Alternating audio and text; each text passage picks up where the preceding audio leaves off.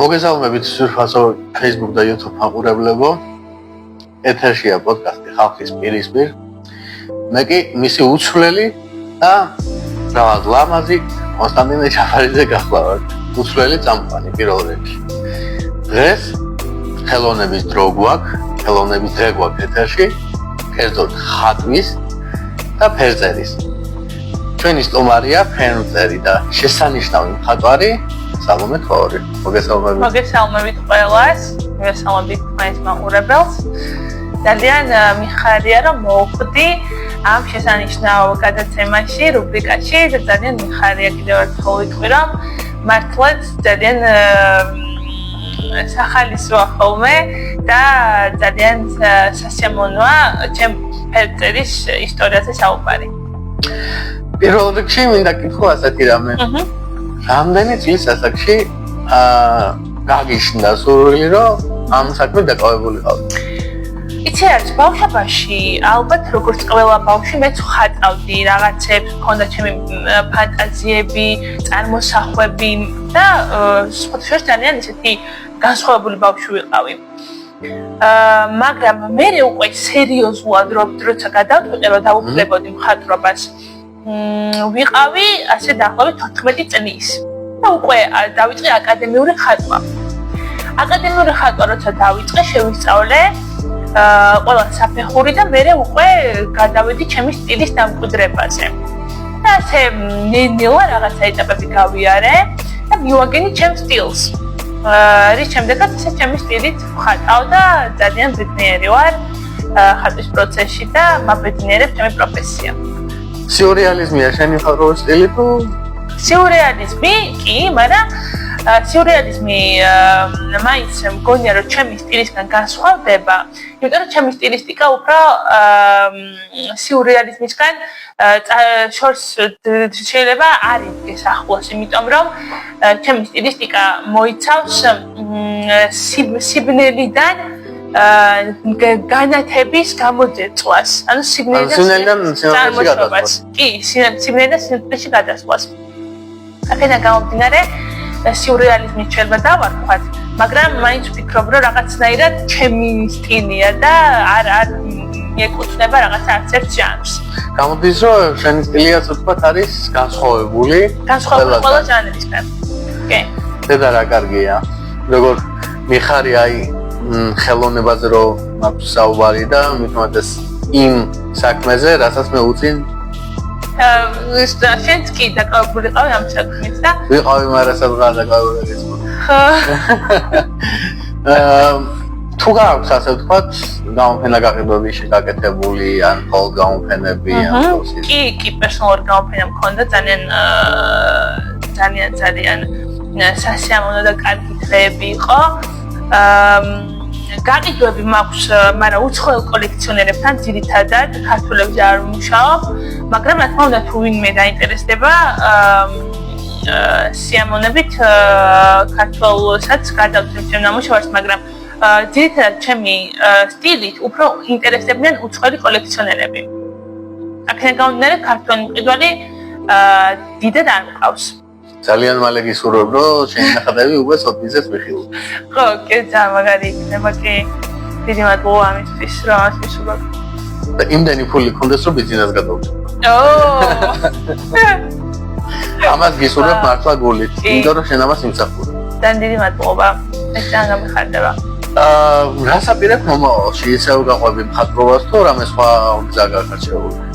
მომავალში რას ვაპირებ და ეხლა მაქვს რაღაცა იდეის დონეზე, რაღაც წარმოიშვა ჩემს გონებაში და უნდა ვიმუშაო ცეცხლზე, ზოგადად აი ცეცხლის ესთეტიკა და ცეცხლის მრავალფეროვნება მინდა შევისწავლო და დავიწყო ამაზე მუშაობა. აქედან გამომდინარე, ჩემი მომავალი გეგმები უკავშირდება მხატვრობას კი და ფერწერას. და შემდეგ უკვე უფრო მომავალში რას ვხედავ, ამას უკვე დრო მიჩვენებს. ჯერჯერობით ჩემ ფერწერაში ხო და იმაგი დრო რომ მოვაიცოდე კიდე მოფალად. კი, მოვალ აუცილებლად. და ასეთი კითხვით მინდა შემოვიფარგლო. თუ იყო აი ჩემი ხატვის დაწყების ასე ვთქვათ დამნაშავე ისინი ხატრობაში დამნაშავე რომელიმე წიგნი ასე ვთქვათ ანუ რამე მოგცა იმის გზა რომ დაგეწყოს ფაქტო თუ შენითა ესე უცებ იცი რა არის მე ვიყავი ეხლა მოდი გულწრფელად მოვყვები რა დამაკავშირდა და რა ინსპირაცია რა იყო ჩემთვის დედაქემის მეგობრის შვილი იყო ხატმწერი და იმასთან სტუმრად რომ მივედი ქონდა უამრავი კედელზე ხატები ესეთი ბევრი და მაშინ პატარა ვიყავი რა გარდატეხ სასაკში ვიყავი სადღაც 15 წლის და ის მე ვთქვი რომ ჩემი კედელი მინდა რომ ნახატებით აი ესე გაივსოს და ის იყო ჩემი მიზანი და ძალიან ლამაზი ხატები ქონდა იმ გოგოს ესე დაწერილი და მეც მინდოდა რომ ჩემი რაღაცა შემექმნა, ანუ რაღაცა ჩემი ყოფილიყო და ეს ხომ შენი საკუთარი პორტფოლიო ასე ვთქვათ. და დავიწყე მასე მუშაობა მაშინ და ეს იყო ჩემთვის ინსპირაცია. აი გულწრფელად ერთ წიგნი და არ ყოფილა ის. არა, იმიტომ რომ არის შემთხვევები რომ აი რამე წიგნს აიგითხავენ და ისეთ ტოჩკას მოუძებნიან რომ ასე ვთქვათ იქიდან დაიწყება ყველაფერი ასე. და შენ შემთხვევაში ასე არ იყო. ჩემ შემთხვევაში ასე არ იყო. ჩემ შემთხვევაში აი იმ გოგონამ ძალიან დიდი გავლენა მოახდინა და ინსპირაცია იყო ჩემთვის იმის ხატები. ვაპირებ მომავალში რომ ხატაწერაც სადო. კი ვაპირებ ან სხვადასხვა სურვილიც მქონდა ამას წინა და ვაპირებ კი და დიდი სურვილი მაქვს რა თქმა უნდა მხატვრობაში უფრო თავისუფლად ვიზნებ თავს იმიტომ რომ როდესაც ხატებს წერ მაშინ უფრო რაღაცა ჩარჩოებში ხარ მოქცეული და იმას აქვს თავისი ასე ვთქვათ თავისი წესები და კანონები მაგრამ რა თქმა უნდა ხატწერაშიც ძალიან საინტერესო იქნება და ჩემი ხელწერით შექმნილი ხატები ძალიან ვფიქრობ რომ საინტერესო იქნება და აუცილებლად ვწდი ვეთ აუცილებლად ხატწერაშიც მაგრამ ჯერჯერობით არ ყოფნა გიგონი როდის არ ვიცი იმედია მალე თუ გაქვს ასე ვთქვათ შენი კუთხე და სად ხატავს სადაკეთებ ამ იმ სილამაზებს რასაც ვშოვდები ესეთი ჩემი კუთხე მაქვს ჩემი ოთახი ჩემი სტუდია სადაც მე ბავშვებსაც ვამეცადინებ და იქ რაღაცა დიდი კილოს როდესაც შევიძენ ხოლმე ჩემ ფანჯარასთან არის ნაძვები ხეები და ხანდახან ქარი რო არის ხოლმე რაღაცა და სიუბერო ჩემს ძალიან სასიამოვნო წვიმა რომ არის ხოლმე წვიმა ძალიან მიყვარს მინდა აღვნიშნო და როცა წვიმა იწყებს ხოლმე ძირითადად მაშინ ვიწყებ ხოლმე ხატვას და მინდება ხოლმე რომ ხატობ და ინსპირაცია კი ისიც და ჩემს ამ სტუდიაში ვქმნი ჩემს ნახატებს.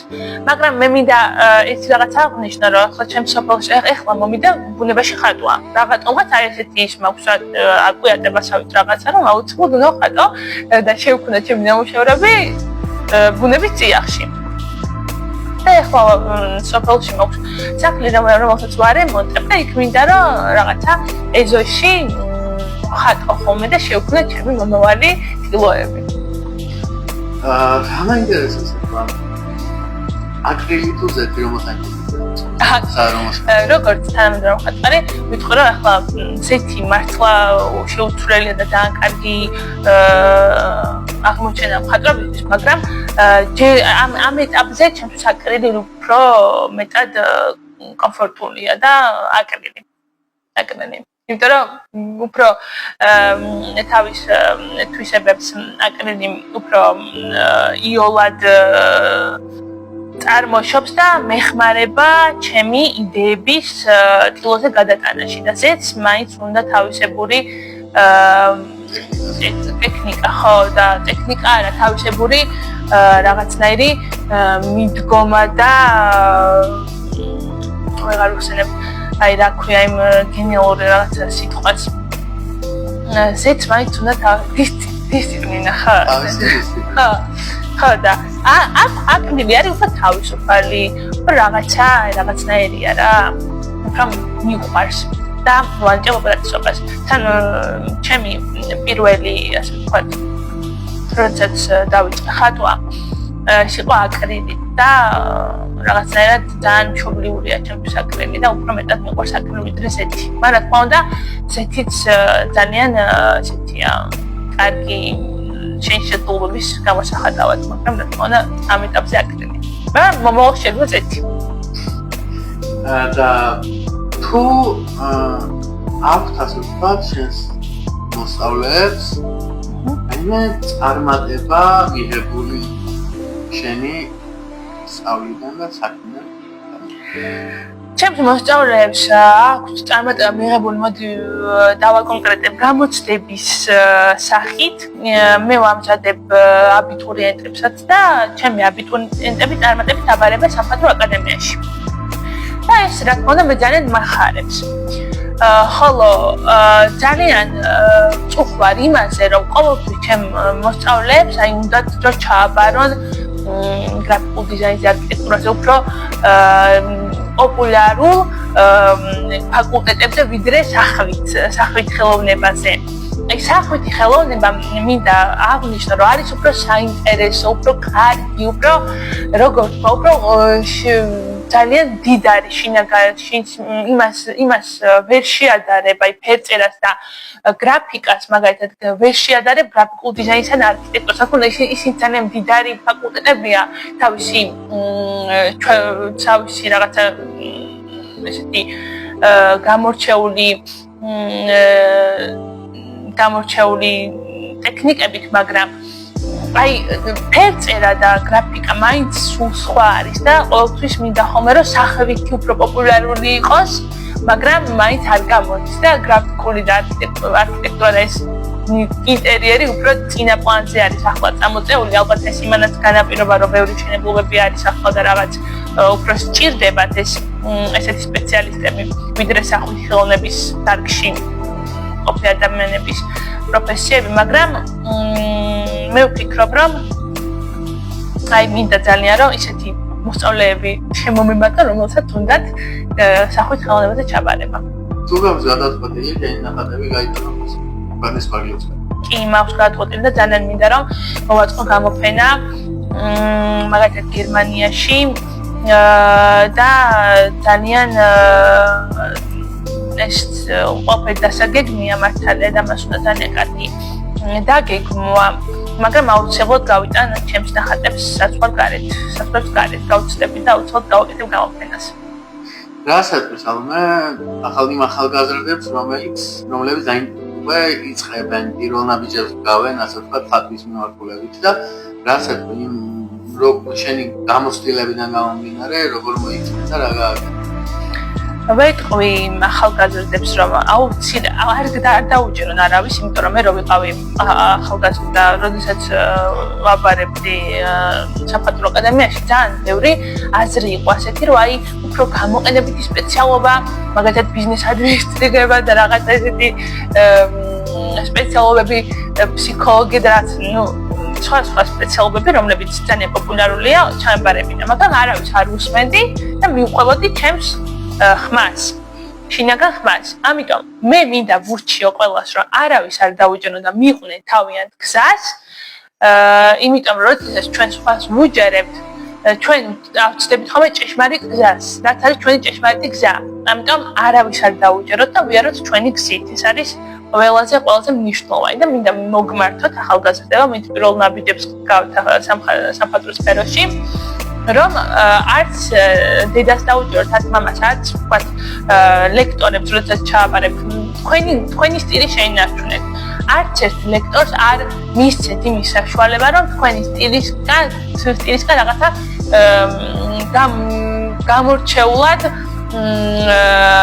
თავისი სუბიექტური ხელწერა შექმნან. აი თქვენი გზით იარეთ და თქვენი სტილით იმუშავეთ. და მერტი აუცილებლად დაგეხმარებათ. კი, მერტი აუცილებლად დაგეხმარებათ გავითარებაში. და მეთოდი ერთი სიტყვით იმ ახალგაზრდებს, რომლებიც ამ გზით მიდიან, რომ არ ინგლისურში ესეთი კაი გამოთქმა never give up. never give up. ამას გავიმეორებ, არასოდეს დაიხიოთ თან, არასოდეს დანებდეთ და ყველაფერი გააკეთეთ თქვენი მიზნების მისაღებად.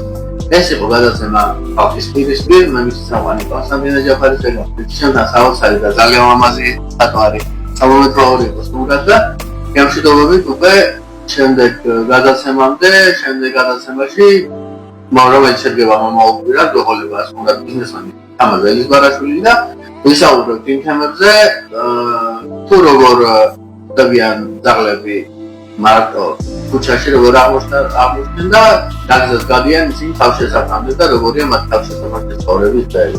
ასე რომ დაბოლოებით შემდეგ გადაცემაში უკვე თამაზ ელიზბარაშვილთან ძალიან დიდი მადლობა ყურადღებისთვის მომავალ შეხვედრაზე.